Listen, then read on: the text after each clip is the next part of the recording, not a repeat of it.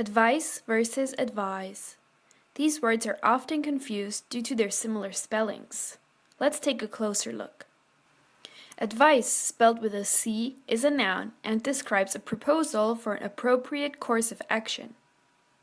Example: please give us some advice about planning a trip to France. Advise, spelled with an S, is a verb and describes the action of giving advice or offering a suggestion. I advise them to visit the pyramids of Giza when they are in Egypt. Therefore, we use advice as a noun and advise as a verb. That's it for today. See you next time.